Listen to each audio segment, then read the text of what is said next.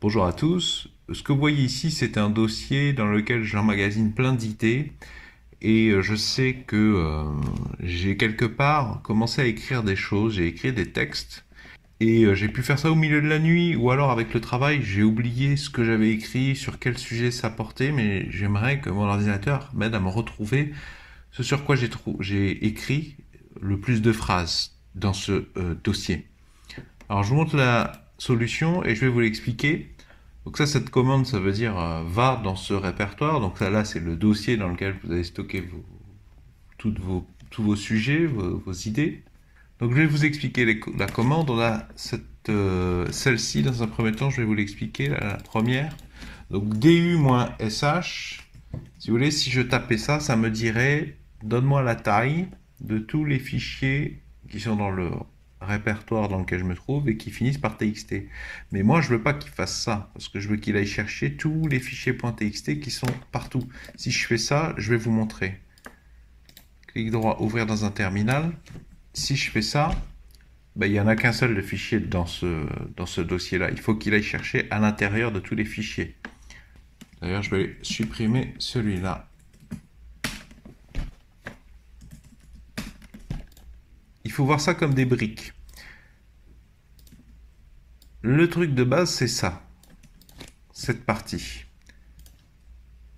Vous voyez, si je lance cette commande, effectivement, il va me trouver tous les fichiers qui se terminent par txt. Cette commande veut dire trouve-moi tous les fichiers qui contiennent quelque chose et qui terminent par txt, qui contiennent quelque chose dans leur titre, j'entends, et qui finissent par txt.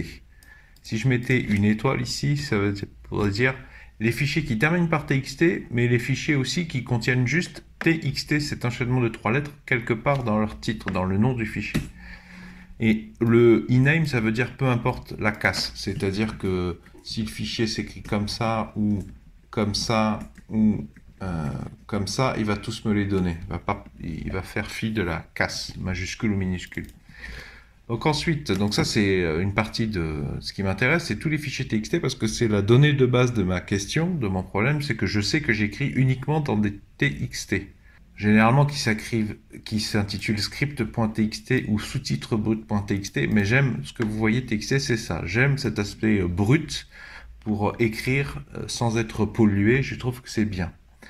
Donc en fait, je prends les résultats ici et je les mets dans la commande du-sh avec ces deux guillemets obliques.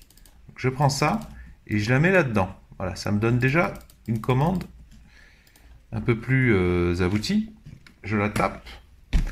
Le problème, c'est que vous voyez, effectivement, il est allé calculer la taille de tous les fichiers .txt, mais c'est dans le désordre. Moi, je voudrais les plus gros.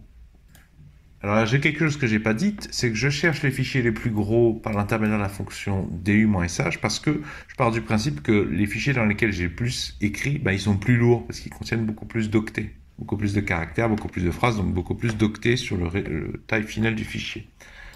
Donc je disais que là c'est n'importe quoi parce que c'est pas exploitable, je vais pas me analyser visuellement avec mon cerveau d'humain les milliers de lignes là. Donc c'est cette commande que je vais utiliser, c'est-à-dire qu'en fait je vais prendre la commande là que je vous ai montré et je vais rajouter cette barre qui est la barre qu'on obtient en faisant Alt grade et la touche 6 sur un clavier français, sort, qui est une fonction de tri, qui veut dire to sort, ça veut dire trier en anglais, et alors -hr, si je tape -hr,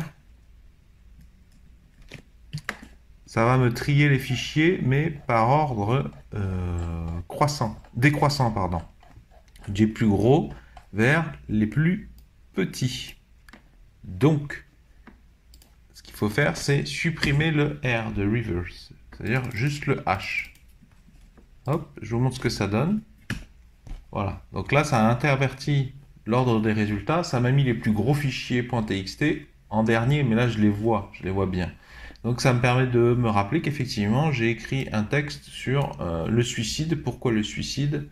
Ça c'est autre chose, c'est ma formation automobile.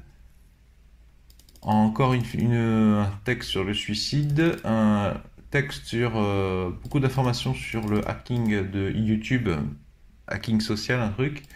le massage cardiaque PLS, pourquoi on trinque quand on utilise des verres. Voilà, ça me permet de voir les fichiers les plus aboutis, les plus avancés, mes projets les plus avancés.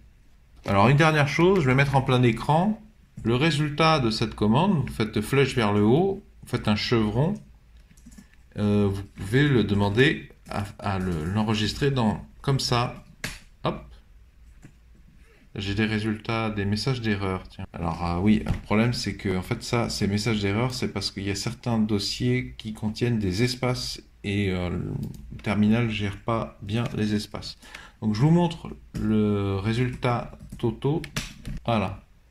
Donc ça va permettre d'enregistrer tous les bons résultats, en tout cas dans un fichier. Des fois c'est plus facile de pouvoir les retrouver. J'espère que ces explications, ce bout de phrase pourra vous aider à faire précisément ce que vous recherchez à faire sur votre machine. Si vous appréciez ma démarche de partage de solutions, pouvez-vous mettre un pouce vers le haut, s'il vous plaît, pouvez-vous mettre un j'aime. Si vous aimez vous débrouiller un maximum par vous-même dans la vie de tous les jours, et donc forcément que vous êtes un utilisateur de Linux, eh bien, je vous invite à vous abonner à la présente chaîne YouTube. À cet effet vont s'afficher à l'écran un rond et un rectangle. Le rond, vous cliquez dessus, ça vous abonne gratuitement à la présente chaîne YouTube. Et le rectangle, si vous cliquez dessus, ça vous emmènera vers toutes mes vidéos précédentes dans la même veine, uniquement de la thématique script bash, où je montre comment faire dans le langage de programmation gratuit et surtout libre bash, comment faire des tâches de bureautique très utiles qui permettent de gagner beaucoup en temps et en productivité dans le milieu professionnel, dans les projets de recherche, dans les projets associatifs, etc. etc.